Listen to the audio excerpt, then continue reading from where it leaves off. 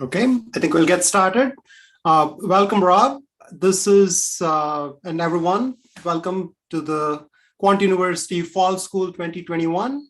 So this week we are going to get started with the courses we are offering in the fall schedule. And as you know, at Quant University, we've been running the spring school, the summer school, and today we are kicking off the fall school session. So for students who have joined in for various courses, welcome. For people who are listening in online or in the Zoom call, welcome again. This is a part of the Quant University guest lecture series. As you know, every Tuesday, 12 to 1, we invite an eminent speaker who has either worked in the area of AI and machine learning, or is a practitioner or an academic, or someone who has been contributing to the whole responsible AI efforts. And today we are fortunate to have Rob May, who has worn multiple hats. So he has been a founder of a company. He has gone and joined the VC world, and he has gotten a lot of insights on the VC investing side of things. And now he's back with a new venture on marketing and AI combined together, which I'll let Rob talk about in a few minutes. So for people who are interested in the whole area of AI investing, we've seen a whole interest grow in not only the development of AI products, but also how do you start companies? How do you start thinking about getting your company ready for investments? What aspects in the what happens in the context of due diligence? How do you prepare your company for different stages of investment? So all these are questions which are interesting, but the whole world is changing. The way the valuations are done are changing. As the maturity in AI grows, the whole ecosystem is changing. So I thought it'll be a great session for everybody to kind of understand from a venture capitalist perspective, what's kind of the investment trends in AI, and what's the outlook out there. So welcome, Rob. So I'd love to kind of get your thoughts on that. Today we're gonna have a shorter session, so we'll try and wrap up by 12:45 or so. Rob, can I make you the presenter? Sure, yeah. Happy to do it. Thanks for having me. Okay, so you're the co-host, so you can start presenting. Okay, can you see my screen, investing in AI? Yes, absolutely. Yeah. Great. So I'm going to cover just a couple of quick slides, be about 10 minutes, and then happy to take questions and have a dialogue. And this is built off a presentation that I gave to an investment group. Here's a little bit about me. So I went to University of Kentucky, studied electrical engineering, got an MBA, started a company called Backupify that did backup for cloud computing applications like Google Apps and Salesforce and Office 365. Sold that company in 2014, was a really good exit. Co-founded a company called Tala that was a customer support chatbot space. Company's still up and running. I don't run it anymore. Started a small venture firm where I was the largest LP that I did my angel investing through called Half Court Ventures. Some friends were LPs in that. That got me into PJC. So I made 70 investments there, got me into PJC to do AI and robotics investing at venture scale. So I've been doing that for the last couple of years. And I just left to start a new company, co-found a new company called Dianthus, which I can talk about later. So I've made over 102 investments, probably 90 plus of those are related to AI and machine learning. I also write a newsletter at investinginai.substack.com. And I have a podcast that's also mentioned in the newsletter where I interview people about AI-related investment topics. So a couple of things to think about when you think about how AI really changes business dynamics, right? So if you get an MBA, you study Michael Porter's 5 forces and value chains and all that. What are some things you have to think about that are different?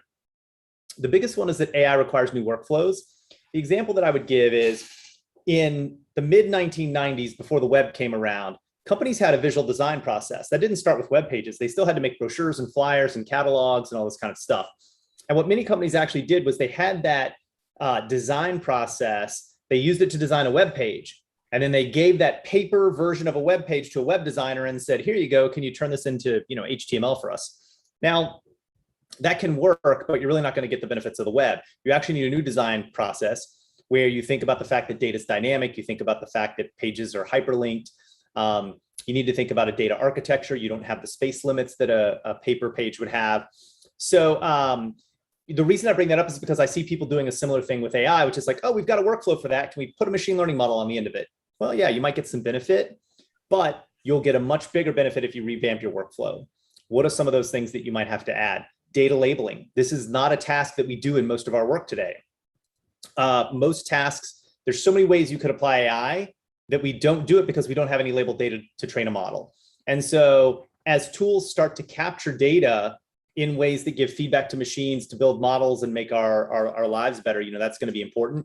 You have to give feedback to the model because they're probabilistic outputs, they're not binary. And then cultural understanding about how to use all this and how to integrate all this, is really important because there's some nuance to running AI workflows. Number two, AI turns economies of scope into economies of scale in certain instances. So when you go to business school, what do they talk about, right? Focus, focus, focus. If you launch a SaaS company and you sell to the CFO, what you'll probably do when you want to expand is you'll come up with another product to sell to the CFO because go to market, all your sales and marketing stuff is your core expense. So you want to leverage that. With AI, where your data is your core asset, not your customer relationships. I mean, those are important assets, but your data might be the unique asset that you want to build off of. What could happen is, like whatever you're selling to the CFO, maybe you're collecting a lot of marketing budget data, and you suddenly decide wow, we have the world's most unique data set on marketing budgets. We should sell this product to a CMO, right? Which you can do effectively because you have this data asset that nobody else has that wants to go do it, which might not be the logical extension of the business if you had classical pre-AI business training. So, that's something to think about. You're going to see some of these opportunities pop up. And then number three, there's lots of ways to build competitive advantage in AI, but I think the biggest one is probably your flywheels, right? More data is a better model. A better model means you win against other customers. You get more customers, which means more data, which means a better model, which means more customers. So when I see that going on somewhere, that's when I like to really go in hard, right, and invest. And I think that's really the right time to know that a company's probably going to take off. And so I'll give you a couple of tips for thinking about investing in AI at different stages and what to look for. So at the early stage, when you're talking about companies with $0 to just a couple $1 million in revenue, I look at a few things. My favorite thing is clever ways to get labeled data or new data sets. Because these are so important, and sometimes people have a relationship or they have a fancy tool or they just have some interesting trick. When I see those, it really makes those companies stand out. Number two, companies that have human in the loop. So I'm an investor in a company called BotKeeper, and BotKeeper does automated accounting. And they started with just accountants who were based in the Philippines, so they were a little cheaper. They were trained on US accounting standards. And they just recorded everything that the accountants did and started to use those task recordings to build machine learning models to automate the tasks that the bookkeepers were doing. And so in the beginning, their margins look like a services company, not like a software company. 4 years later, their margins look like a software company, and they've automated most of that work away.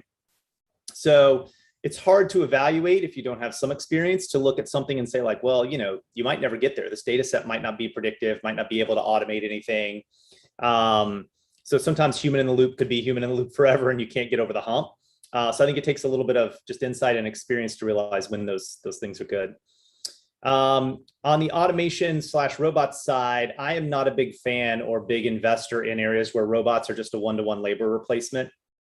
So when you're sort of hey, there's going to be a robot waiter that's going to bring your food out or whatever, that'll be a market. Somebody will build those things. I don't know how you predict the winners. I think your winning robotics companies are going to be robots that when you put them out to do a task, they're not just a labor replacement, but because of the data they can collect, they also happen to be sensors that are unlocking new potential in the world. So to give you an example, we backed a company called Root AI, and Root built a robot that could pick tomatoes in indoor farms. So in order to do that, it needed a machine vision model that would say, is this tomato ripe?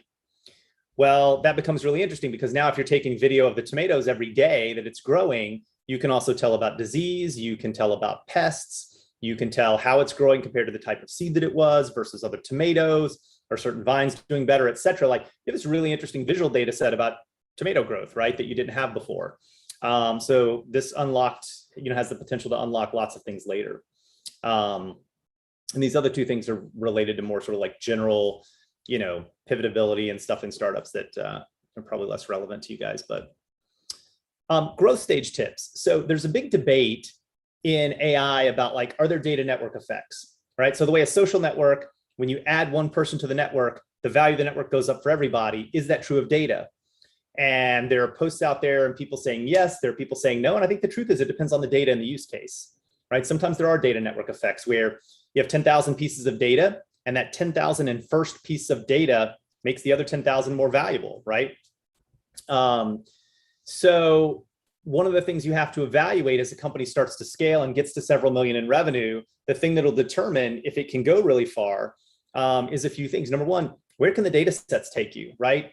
To go back to our Root AI example, they weren't building any products or charging for that data yet, right? Those data sets were going to take them into other products and other markets and other revenue sources. So that was cool and something we would think about. What is the marginal value of additional data and how long does that last before the marginal value of the additional data starts to go down? And then are you building an emerging flywheel moat, right? Do you see those dynamics starting to take off? So that's something I would look for at those stages. If you're going to do public markets AI investing, I think it's a little bit different now, right? Because every company's saying they're an AI company. But as you know, like a lot of these projects actually don't take off. Some of you have probably worked on some or watched some where it's like, it's actually really hard to get these sometimes implemented and everything else. And so I think you want to look for an AI first culture, which is, are people thinking about how to apply AI everywhere? Sort of the way people had to move from a physical to a digital culture, right? You can hear that in how they talk and what they're looking for. Are people talking about labeled data sets as a common, is that part of the business vernacular? Number two, do they have patience for machine learning disruption? As many of you who work in this space know, sometimes your initial machine learning model doesn't outperform whatever the status quo is for how you're doing something now, and it takes a while. And so sometimes, you're going to have to put these models into workflows and have people use them to start to train them, knowing that like they're not going to be great initially. And so you have to have sort of faith and patience that they're going to get better. Use cases, obviously, where personalization or customization is very valuable to the business model. Whether it's recommendation engines or even things like drug discovery and medicine. I think these are great public companies to look at for AI, because that AI and machine learning is going to allow hyper personalization, hyper customization of, everything from, what Stitch Fix does with clothes to, what Path AI does with drug discovery. So those are big areas, I think, where there's a lot of complexity and that hyper personalization can benefit from AI. Any business that's collecting more and more and more data, I think is cool and a good place to look. And then I'm really big on connections to the metaverse. So companies like Unity, companies like Roblox, if you think about even being on a Zoom chat, like I'm here in my, home office, and like you guys have limited amount of data about my home office. Even if you had, machine learning models that are looking like, oh, Rob's got books, Rob's got a coffee mug, whatever, and are identifying things. When you're in the metaverse, everything. Everything is a digital representation. And so if we were meeting in some kind of metaverse room that might be different, you have a much bigger data set, you can do more stuff. A lot of your AI models and a lot of your ideas are going to start in the metaverse because they can, and because all the data is labeled, right? Sort of by definition. So I'm a really big fan of sort of these, market segments and areas. Trends to watch that I'm personally excited about as an investor. Synthetic data and sort of synthetic media, the next layer up from that, I think are just huge spaces that are underappreciated. We're an investor in a company called Synthesis.ai, which has a Faces API, which you can use to augment data sets and also, get around, racial bias issues or not having enough of a certain type of person represented in your data set. There's a company called Affectiva that uses them to look at figure things out, we do emotional sensing in automotive, and where should we place the camera? Let's look at the faces from different angles and let's see, simulation, where do we get the best data? There's a whole bunch of things you can do with it. And then I think synthetic media, when you think about, we hear a lot about deep fakes, which are, primarily like pornography driven and not very useful. But there's going to be a lot of like really good use cases for that for businesses. I looked at a company that would do something like, let's say you have a local TV station and your weather person, you want to put a video of them giving the forecast on the website, and you want to update it as the forecast updates. Well, they don't want to come and shoot another video every hour, 24 hours a day. But imagine being able to take 30 minutes of video of them and then just pipe in a weather API and then have a video automatically generated every hour with a new forecast, right? Like that's cool. So there's stuff like that. Edge AI, I think, is overlooked to some extent because we're so cloud focused. And I think over the next decade, Edge AI is going to become better because every device is going to have machine learning models running locally. And I think the thing that people miss is it's not just privacy and latency and some of those things, but it's actually just economics, which is, if you can't buy a, $8 camera and then, you pay $30 a year to keep it connected to the internet to constantly run up to the cloud and check your model and run it back and forth, right? Like you'd be much better to, put a small microcontroller in that camera and run your machine learning models locally, be a lot cheaper. The problem is, as you know, bigger models perform better. And so how do you make the model fit on those devices? So, new types of hardware, new types of compression technologies for this stuff, I think are important. Cognitive RPA, robotic process automation. So, those companies, Automation Anywhere and UiPath are pretty big. But if you think about where those tools go when they move beyond, they have a little bit of AI now. And machine learning. But if you think about what's an actual more flexible version of that long term, that's actually more intelligent, I think those are exciting. We've seen some startups in that space that are pretty vertically targeted. I think connected intelligence. So swarms of machines that can do things together, are pretty interesting, whether they're robots or drones or, IoT devices. So I've seen some interesting stuff there. And then I think AI hardware is underappreciated because, machine learning workloads have driven an innovation in compute technology that we've never seen. I mean, for the 60 or 70 years that compute's been around, we've been on this von Neumann architecture, which has been fine, and everything's gotten smaller and faster and more power efficient. But because AI workloads work differently, we've seen neuromorphic chips, memristor chips, analog crossbar array chips, right? Things that don't need the precision, they just need the output. And we've seen people revive, some older 1970s, 1980s analog circuitry technology to sort of outperform AI workloads on a CPU and many times even a GPU.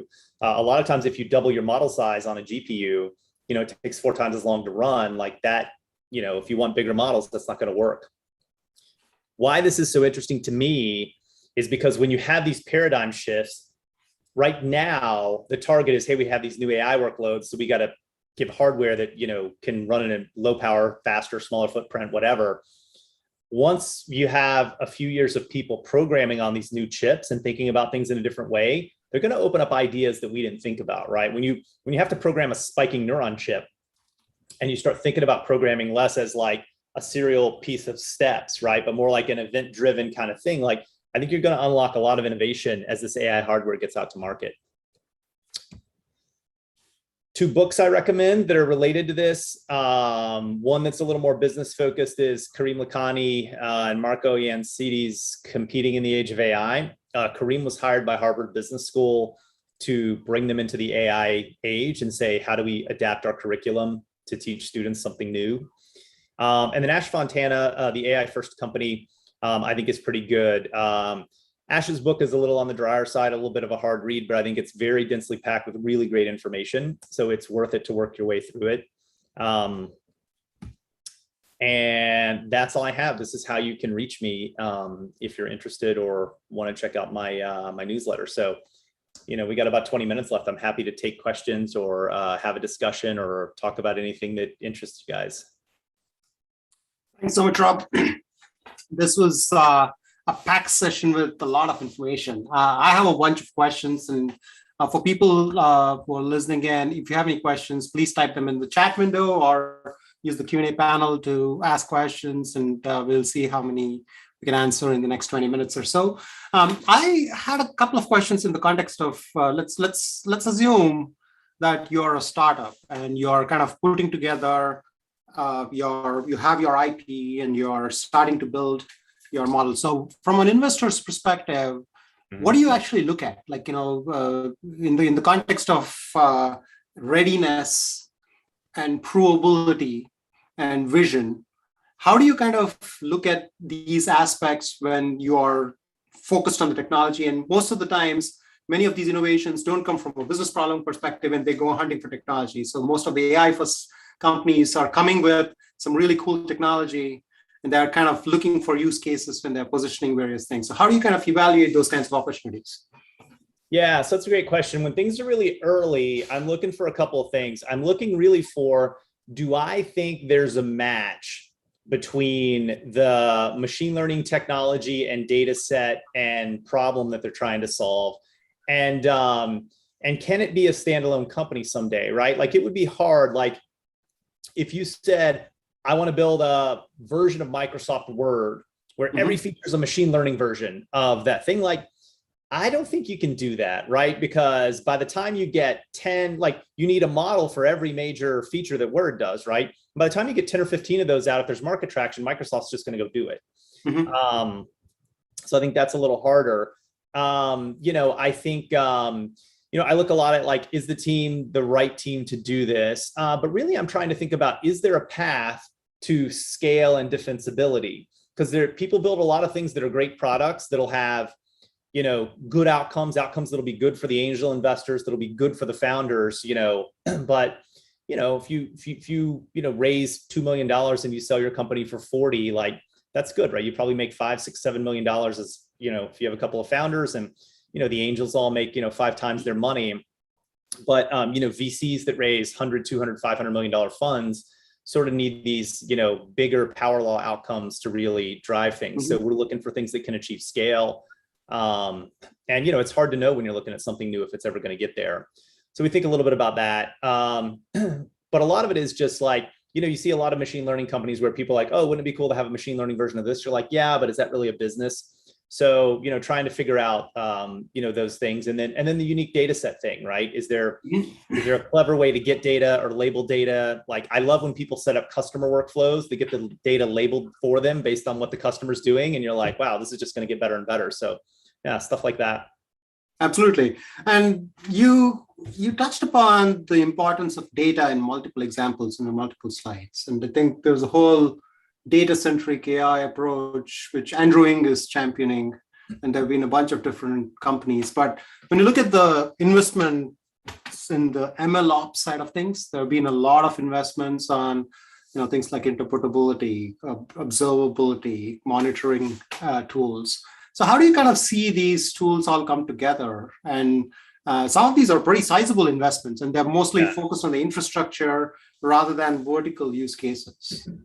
Yeah, so I kind of lump those a little bit in with the machine learning ops stuff, because I think of something like that as like a, like a Selenium or something that might do testing in a normal world, right? And so when you think about those tools, I think the interesting thing that space has an interesting dynamic, which it's actually super important, but a lot of it's underappreciated. And I think it's underappreciated because there hasn't been a lot of regulation or like lawsuits there yet. I think it'll come. And I think that's when a lot of those companies will really take off, because, but big companies get so busy and they have so much to do that until there's a regulation in place that says, hey, you have to ensure that your model isn't biased against these factors, it has to pass this test or get this certification. Some forward-thinking people are going to invest in it, but a lot aren't. And so then the question you have is, how do the markets play out? I think there's a timing issue too. It doesn't make sense. Companies don't want, 9 tools as part of their model testing and deployment and archiving and bias, anti-bias and whatever, right? So you're going to have like 2 or 3 tools, or maybe 1 tool, depending on your needs. And then there's some open source stuff out there, right? And so I think the way that plays out is like whoever gets the biggest, fastest, I think is going to start rolling up some of the other players. And that's what I think will happen in the ML ops space. I'm kind of surprised that like companies like Splunk haven't been out. Like, I mean, they've acquired a few machine learning companies, But they haven't been out, Splunk and ServiceNow and those kinds of companies you would think should be really like just snapping these things up and like building the platform of the future. But, the fact that they're not tells me that they don't believe maybe that the markets are big enough yet to justify that or to make an intelligent bet. They have easy access to cheap capital, so they're probably going to wait. But yeah, I think it's an important market segment, but I think we haven't really seen where the future of that segment's going to go yet. Yeah, and that brings an important question from an innovator's perspective. Is that the space you would recommend people kind of, start focusing on niche products and start building out portfolios of different kinds of applications? Or would you suggest kind of look at the domain and problem and then kind of start targeting solution in that space? Because you do see a lot of research happening in interpretability, fairness, bias, and it's hard to kind of justify building a whole solution and thinking about selling it and kind of even getting traction from a company's perspective.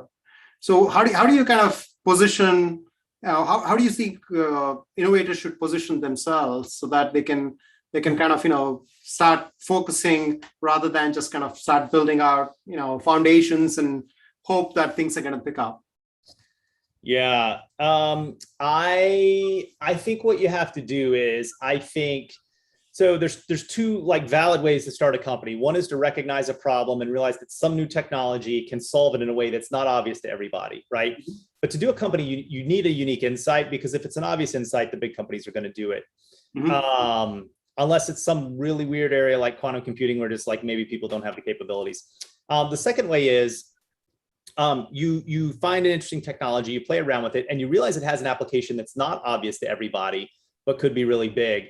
Those companies are a little harder, but can probably be bigger at the end of the day, because they tend to tie to new ways of thinking about the world, you have to be more evangelical in the early days of those companies, and so I think you can do, either approach. The way I would encourage entrepreneurs to think about it and to choose is the place where most people get hung up is you actually need, the right path to market, right? There needs to be the right customer set that you can target that will pull you through even when you're struggling. If I look at my first company, one of the things that happened was like the product was so bad in the beginning and people would complain, but they wouldn't cancel because they needed it. And so I always tell people, like, when you're on it, like when you have a bad product that you're not entirely proud of because it's just not doing as well as you thought and people are still buying it, like you're really onto something. So, so I would look at that as well, but also depends on the market. Like if you're selling to the Fortune 100, it's hard to get started with a, partial product that you need a lot of, they just need a lot of stuff, administrative user controls and access, audit trails that you might not, need a mid-market product. So, so you have to keep that in mind as well. Yeah, I'm very fascinated with this whole data-driven approach, because there are so many, the whole big data revolution came in and kind of slowly went away, because the focus was heavily on the infrastructure and technology rather than the actual data and the insights. But now that we are delegating the learning to the models, and with all these data sets kind of coming in, there are going to be so many huge opportunities. And you made multiple investments in the space. Synthetic data is one area you mentioned. Now, labeling is a big problem, and compared to humans going and doing domain-specific labeling. In fact, just before this meeting, I had another presentation I did for MathWorks, and we showed a whole natural language processing use case wherein for domain-specific data sets, labeling is really hard. So if you look at like financial statements and you want to label things, you need a financial analyst to interpret it, right? You can't just put it on Amazon Turk or healthcare records and stuff like that. So how do we solve the problem wherein you mentioned something interesting about, the accountants kind of replaying or recording their work and then potentially we leveraging it. Is that going to be a combination of human in the loop, do 80% with machines and have humans check? Or do you think we'll ever get there wherein we can learn enough from humans and then kind of delegate it to machines? So it's interesting, I think at some point, you require a lot of data right now. I think over the coming decades, you'll see more small data AI technology, and that'll help. some of these technologies with evolutionary algorithms or merging symbolic logic processing with neural networks might help. You do have an issue with, so take a very important, very valuable use case that might be hard to translate to a machine learning model. If you're some kind of investor and you're trying to normalize financial statements, right? So you're trying to figure out either year on year, something weird happened and you're trying to pull out the one-off stuff, but you're also trying to put it in perspective to look at another company as a comparable that's slightly different, right? Mm-hmm. So you're trying to do things like convert lease obligations into debt numbers, right? Or maybe you're trying to capitalize more of the R&D and then depreciate it and see how that affects profitability because you feel like GAAP laws don't actually reflect, you're trying to get at the underlying economics, right? Like that's something that would be hard to do with the machine right now, I think, and you would, and I would question, like, even if you built a platform and could like tag it as people were doing it, like it's also unique that like it would take a lot of data and a lot of time. So like you might have years of like tagging stuff before a model could like automate some of that financial, where you could just like upload the financial statements and push a button and now they're normalized for you in the way you want, right? And you also might have a problem given that everybody might want a different view of those. Translating that in the machine of what you want as the output, is hard. So I think there's going to be a lot of areas that aren't going to see AI innovation. So I think, this is a place you can invest on and run for 20 years because it's going to eat into places. And then as some place gets more AI-ified and people capture more data, people are constantly going to be capturing more data to do the next level of it, right? Right. You can, and I think you can build a company out that way probably, when you find the right data sets. But yeah, I think it's going to be an interesting issue. Yeah. So, I mean, that kind of leads to this whole notion of, how much of half-baked stuff we can potentially even use in certain areas, right? You need like really high quality label data sets to have really high quality models. I mean, like, as you know, we look a lot into this whole notion of AI risk. And many a times in the financial industry, if it's not going to meet a certain threshold, they're not going to use it. I mean, even though it's enticing and you can promise cost savings and everything, reputation risk, fiduciary risk, and all these risks will basically mean that you got to be really, really good with the model. So are you kind of seeing concerns when companies kind of innovate and products aren't ready? And, it like the website you mentioned, right? Like it's a crappy website, let's say, but it has the functionality. But, we can improvise upon it. But the AI model, if it doesn't really perform, then hopefully when the data grows, it'll perform in the future. But again, there is no promise there. How do you kind of, deal with this dilemma wherein you have the interest, but you also need the conformance to actual, KPIs or whatever metrics we are looking at so that we can actually use it? Yeah. So it's a pretty tough problem for a lot of areas of AI, right? You don't, this is why so many startups sell to other startups when they get started because, we'll take buggy products, because we can, and I think particularly in the AI space, I think there's a problem where because of the way neural networks work and the fact that you don't always understand the reasoning behind the models, there's a chance that things get lost and you don't understand why. And, people like sometimes when you do something a lot through a certain process, like I'll give you an example. Like sometimes when you look at spreadsheets about a thing the whole time, like sometimes you go, this doesn't seem right? Like it doesn't feel right. And like, it seems like everything checked out, but there's an error in here somewhere.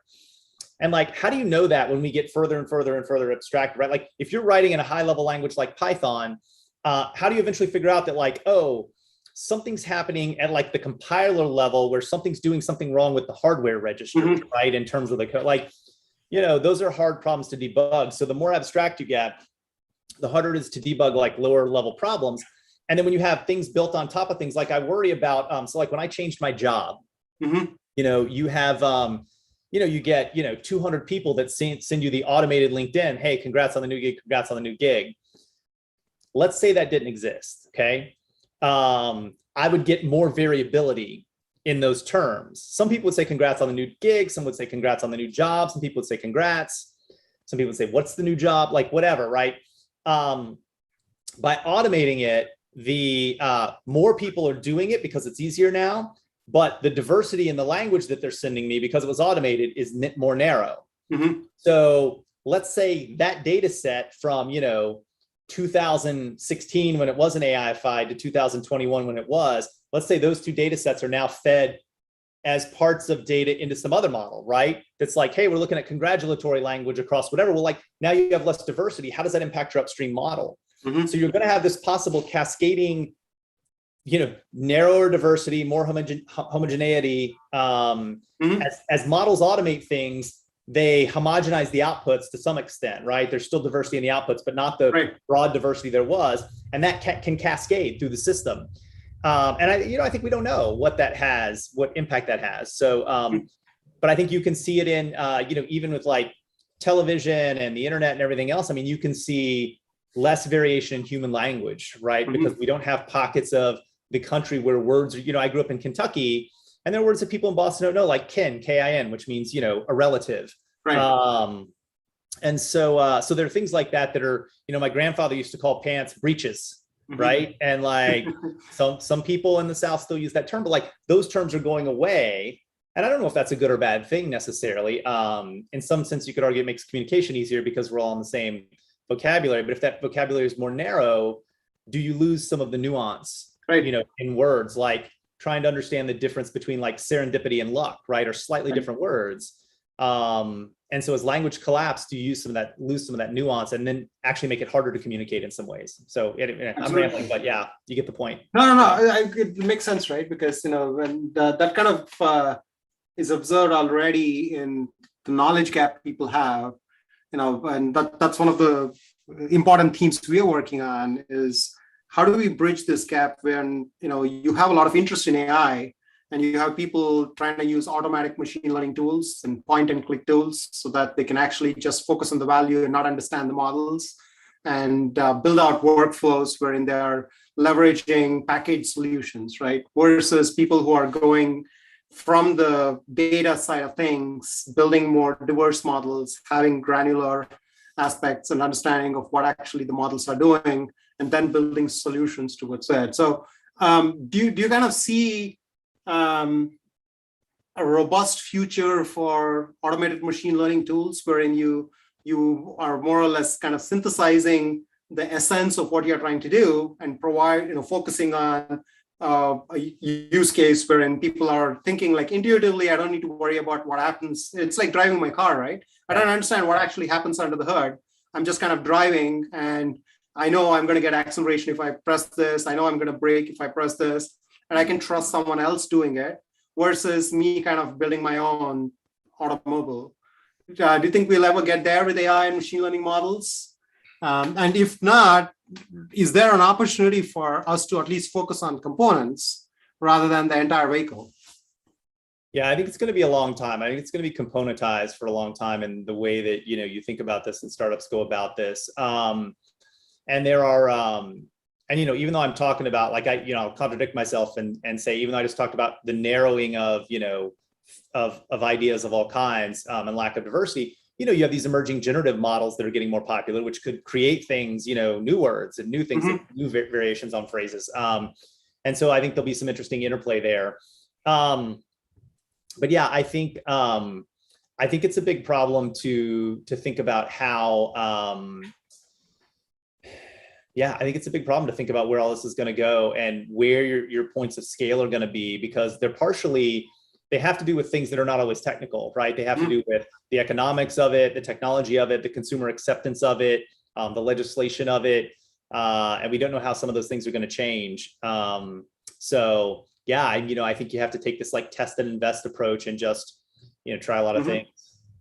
Yeah. So I think there's one question, and I don't know if you have a specific view on it.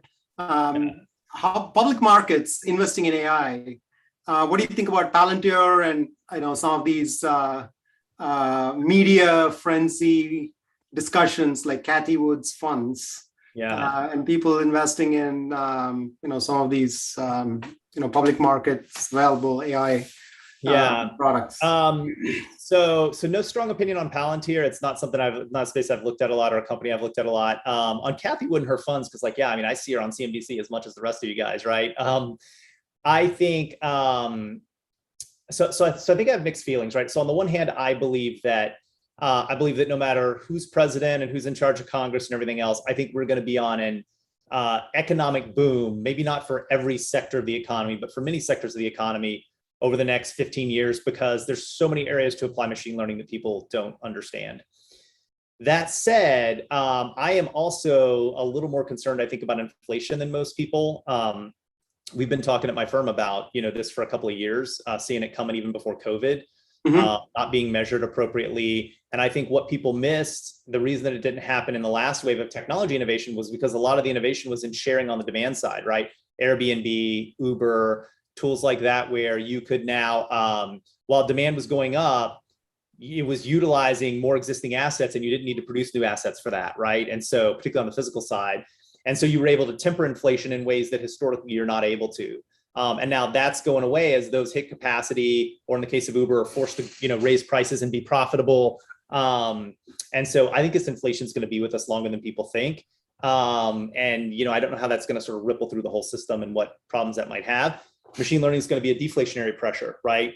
Do more with less, hire fewer employees, be more efficient and all that stuff. So so we'll see how those things interact. But I think Kathy Wood's general thesis about investing in like disruptive companies and stuff like that, I think is pretty good. I think my take on it though is somebody like that who's a professional money manager really has to care a lot about market timing.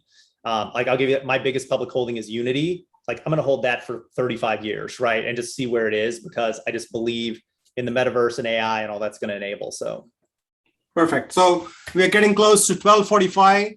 Can I ask you one last question? Sure, let's do it. So how do you, what's kind of the top 3 things in your investor due diligence list for an emerging AI company? How they get their data, right? And how it gets labeled. Number 2, how do they sell the right way to customers? And what I mean by the right way is there's certain sales processes where what you want to focus on is this is AI driven. And there's certain places where your customer doesn't care that it's AI driven. And I've seen companies like pounding on the AI when the customer doesn't care, and not using the AI when the customer does care, and that could be a differentiator. And then number 3, I think overall team chemistry, right, and dynamic. Those things matter so much in startups. Do you have the right team? Can they hold it together? And can they really innovate as the world changes quickly? So. Perfect. And would you mind giving a 30-second pitch about your new company? Yeah, so Dianthus, the idea behind Dianthus was, instead of building machine learning tools for e-commerce and selling them to mid-market brands who won't use them right, don't know what they're doing, et cetera, we just buy those brands with debt. So we build our own infrastructure, does a bunch of generative content and marketing, hyper-personalized generative marketing is what we call it. And then we go ahead and say, and acquire these brands with debt and can roll it up quickly, stay profitable, protect the equity a little bit more. So yeah, Dianthus Commerce, it's pretty cool. I'm the co-founder, CTO. Absolutely. Yeah. Thank you so much, Rob. This was an absolute pleasure, and all the best with your new company. And we'd love to have you again, and we can continue the discussion online. All right. Sounds good. Thanks, Sri. Yeah, thank you, Rob. And for people who are interested in the Point University Fall School, please register at qfallschool2021.splashthat.com, and you will be able to listen to our sessions. Every week, we'll have another speaker. And please also subscribe to our mailing list. That way you can keep updated with all the slides and the video content of our show. Thank you so much again, and we'll see you in another week.